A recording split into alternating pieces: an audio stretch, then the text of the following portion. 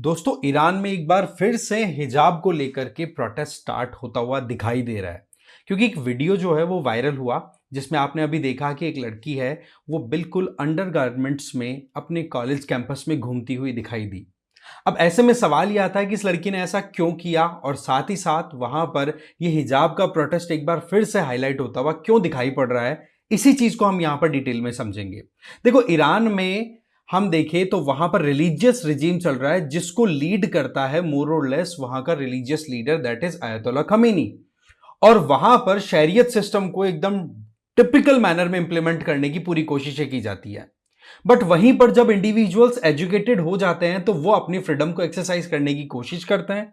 और ऐसी परिस्थितियों में वहां पर फिर महिलाओं के साथ में ज्यादती होने लग जाती है, जब वो थोड़ा बहुत भी अपने कपड़ों को पहनने में अगर थोड़ी हल्की फुल्की ऊपर नीचे लापरवाही, या फिर मान लो कि एक तरीके से वार्डरोब माल फंक्शन हो गया, राइट। तो पॉइंट यहां पर यह आता है कि जहां पर भी इस्लामिक रिजीम चलता है, वहां सबसे बड़ी प्रॉब्लम तो यह आती है कि महिलाओं का जो एक अधिकार है, एक जनरल नॉर्मल अपना अधिकार होता है, जहां फ्रीडम की रिक्वायरमेंट्स उनकी पूरी होती है, वो चीजें वहां पर बिल्कुल कॉम्प्रोमाइज होती हुई पड़ रही हैं, राइट। यहीं पर आप देखो, ये जो लड़की है, ये लड़की इसी तरीके से कॉलेज कैंपस में नहीं आई थी डायरेक्टली प्रोटेस्ट करने के लिए। इसके पीछे सिंपल सा ये प्रोसेस है कि इंडिविजुअल लड़की बाकी जो यहां पर फीमेल्स घूम रही है एग्जैक्टली उसी तरीके से गेटअप में थी।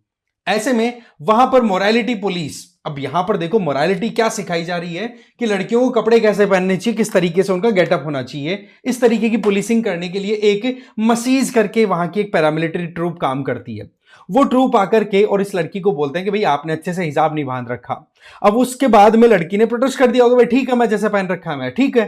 तो ऐसे में इन्होंने फिर उसके साथ में हाथापाई करनी शुरू कर दी। ऐसी परिस्थितियों में उस लड़की के कपड़े फट गए और फिर उस लड़की ने एकदम वायलेंटली प्रोटेस्ट करना स्टार्ट कर दिया और अपने खुद के कपड़े एकदम फ्री करते हुए अंडरगारमेंट्स में कॉलेज कैंपस में रोम करने लग गई।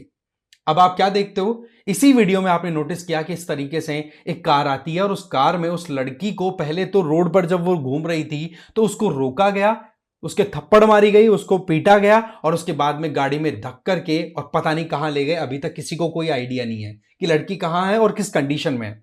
क्योंकि ऐसा ही केस आज के 2 साल पहले 2022 में भी देखने को मिला, जब माशा अमीनी करके एक लड़की ने इसी तरीके से अपनी पोस्ट डाली थी, या फिर उसको देखा गया कि भाई उस लड़की ने हिजाब को प्रॉपर्ली नहीं पहना, बाल नहीं दिखने चाहिए, चेहरा दिखना चाहिए, इस तरीके का मैकेनिज्म मोर और लेस फॉलो किया जाता है। फिर उस लड़की को अगेन वही मोरालिटी पुलिस ने अरेस्ट किया था और उसको फिर कस्टडी में इतना बुरे तरीके से टॉर्चर किया गया जिसके चलते उसकी डेथ हो गई। और फिर ईरान में आपको पता ना प्रोटेस्ट हुए थे कितने खतरनाक, और उन प्रोटेस्ट का नतीजा क्या निकल के आया था, वहां पर कुछ रीसेट्स किए गए थे, कुछ चीजें चेंज की गई थी, बट ढाक के 3 पात वो की वो चीजें। जिस यूनिवर्सिटी में ये आपकी बार जो इंसिडेंट हुआ उसका नाम है इस्लामिक आजाद यूनिवर्सिटी। अब यहां पर कितनी आजादी आपको महिलाओं की लग रही है वो आप केवल देख पा रहे हैं, समझ पा रहे हैं, राइट। नाम आजाद यूनिवर्सिटी है, बट यहां पर कोई आजादी का मामला नहीं है। वहीं दूसरी तरफ अगर हम नोटिस करें तो इस लड़की के लिए इंटरनेशनल जो इंस्टीट्यूशन है उनकी तरफ से साफ साफ ईरान के लिए इंस्ट्रक्शंस आ गए हैं। जैसे कि यूनाइटेड नेशन ने कह दिया कि भाई हमारी पूरी आंखें इस मुद्दे पर है, हमारी नजरें हैं कि लड़की के साथ में क्या बिहेव किया जा रहा है और उसको जल्दी से जल्दी फ्री कराया जाए, उस पर हम दबाव लगा रहे हैं। सेम चीज आप देखेंगे कि एमनेस्टी इंटरनेशनल की जो ब्रांच है ईरान में, एमनेस्टी ईरान, उसने ये कहा कि ये जो लड़की, इसका नाम यहां पर देखो, आहो दरियाई, ठीक है, आहो दरियाई को जल्दी से जल्दी रिलीज किया जाए, क्योंकि इस इंडिविजुअल, इस लड़की ने जो प्रोटेस्ट किया था उस प्रोटेस्ट को कहीं ना कहीं मोरालिटी पुलिस बहुत बुरे तरीके से क्रश कर चुकी है। अब आप देखो, ये जो हिस्ट्री है ईरान की, ये यहीं से शुरू नहीं होती है। ईरान में जब से 1978-79 में इस्लामिक रिजीम आया, पहले शाह का रूल था, थोड़ा लिबरल था, फिर इस्लामिक रिलीजियन सिस्टम आया जैसे जिसमें आयतुल्ला खमीनी लगातार रूल कर रहा है और जिसके चलते वो कॉन्फ्लिक्ट में भी आज इजराइल के साथ में। और वो इंटरनली अगर देखें तो अपनी खुद की पैरामिलिट्री फोर्सेस को इस तरीके से ट्रेन करते हैं कि आपको यहां पर मोरालिटी मेंटेन करनी है। अब वो मोरालिटी मेंटेन करने का तरीका ये है कि कोई भी लड़की अगर थोड़ी बहुत भी फ्रीडम एक्सरसाइज करती मिले तो उसको पकड़ो और उसको टॉर्चर करो, उसको परेशान करो, और उसकी डेथ भी हो जाए तो कोई बड़ी चीज नहीं है। ये माशा अमीनी का जो 2022 का केस था, ये बहुत ज्यादा हाईलाइट हुआ था, जिसके चलते ईरान पर बहुत ज्यादा प्रेशर भी क्रिएट हुआ। तो उसमें फिर ईरान की तरफ से यह कार्रवाई हुई कि हमारी जो मोरालिटी पुलिस है उसको हम खत्म कर देते हैं। बट देखा गया तो 1 साल के अंदर अंदर मोरालिटी पुलिस रिज्यूम कर लेती है अपना काम। इसका मतलब वही बात हो गई कि आपने झूठ बोला था। अब आप देखते हो कि इस लड़की के साथ में भी मोर और लेस ऐसा ही कुछ होते हुए दिखाई पड़ रहा है। महाशा अमीनी का जो केस था, उसके बाद में ईरान की जो औरतें थी वो बिल्कुल रोड पे आ गई। उन्होंने हिजाब को फाड़ करके, हिजाब उतार करके उसको आग लगा दी। साथ ही साथ उन्होंने वहां पर एक तरीके से एक स्टेटमेंट क्लियर कर दिया कि महिलाओं की जिंदगी में भी फ्रीडम बहुत इंपॉर्टेंट है और महाशा अमीनी को भी जस्टिस मिलना चाहिए। और पता नहीं कितनी महाशा अमीनीज वहां पर मर चुकी हैं।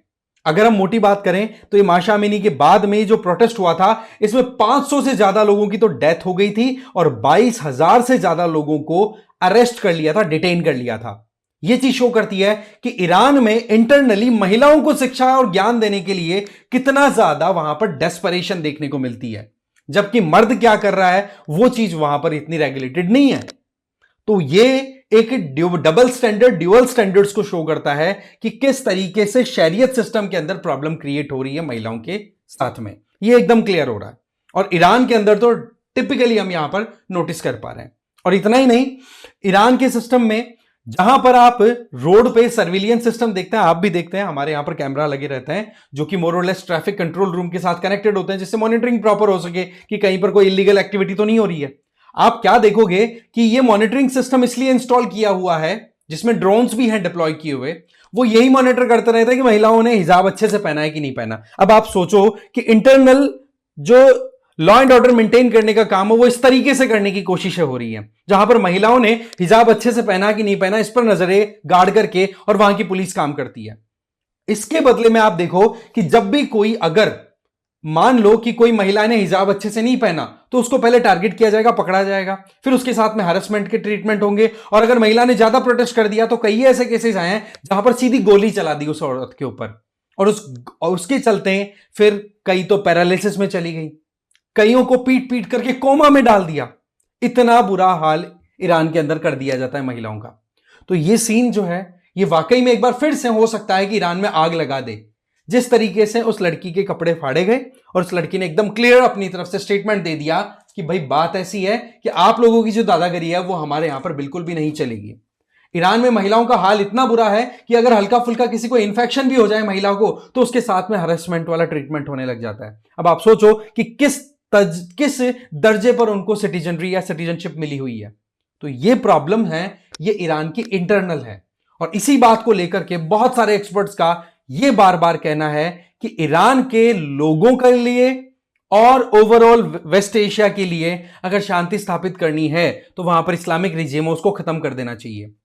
और साथ ही साथ आप देखेंगे कि जिस तरीके से अभी इजराइल की तरफ से स्टेटमेंट आए थे ना, जब लड़ाई शुरू हुई उसके पहले, तो बेंजामिन नेतन्याहू ने एक बात कही थी कि मेरा ईरान के लोगों से सीधा एड्रेस है कि आप लोगों से हमारी कोई दुश्मनी नहीं है। आपका ये जो लीडर है ना, रिलीजियस लीडर अयतुल्ला खमैनी, ये वाकई में बहुत ही एकदम सटके हुए दिमाग का है, तो इसको ट्रीटमेंट देना जरूरी है और उसके लिए हम काम कर रहे हैं।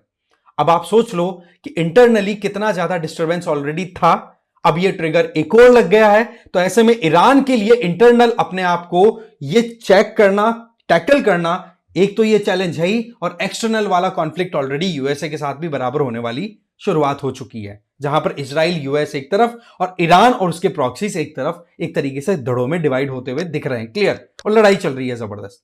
तो ये सिनेरियो है, ये एक वेस्ट एशिया के लिए एक और क्रिटिकल सिचुएशन बनाने वाला हो चुका है, राइट। तो 2 साल के इस एक्सपीरियंस के बावजूद भी ईरान में कुछ नहीं बदला है।